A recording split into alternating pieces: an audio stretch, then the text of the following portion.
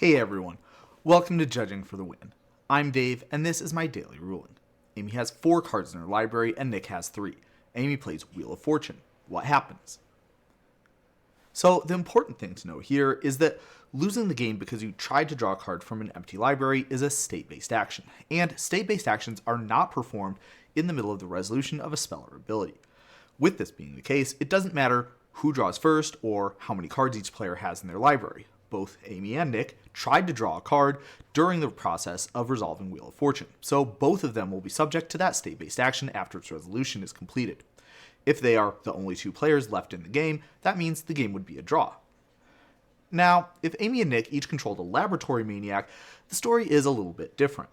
Replacement effects don't wait around to apply. They happen right when the event they say they're replacing is going to happen in the game. So even though you wait until after all the steps in the resolution of Wheel of Fortune have been completed for someone to lose the game, Laboratory Maniac has no problems letting a player win the game right in the middle of that spell's resolution if the appropriate game state comes up.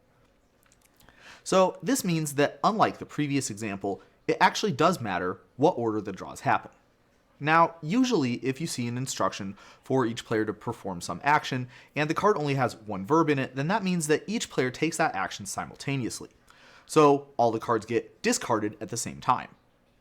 The same logic does not apply to card draws though because of this special rule which says that card draws cannot happen simultaneously. Each player rather performs all of their draws one at a time in a sequence. If multiple players are instructed to draw a card at once, then the active player performs all their draws first, then each player goes around in turn order and takes theirs. Therefore, the way Wheel of Fortune actually resolves would be for everyone to discard all their cards all at once. Then Amy will draw a card 7 times, then each other player will likewise have a sequence of 7 individual draws. After that, the Wheel of Fortune will be put into its owner's graveyard, and then state-based actions will be performed. In the case where a player controls a laboratory maniac while this is going on, if that player empties their library before their last draw, then the game won't even get to the point where it checks for state-based actions. The player will replace drawing a card from an empty library with winning the game right then and there. If multiple players are in that situation, the first one in turn order will win because that's the player who gets to draw first.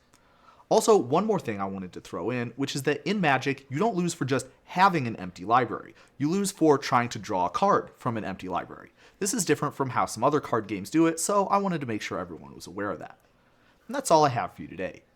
How did you do? Join me again next time for another daily ruling. Until then, I hope you have a great day.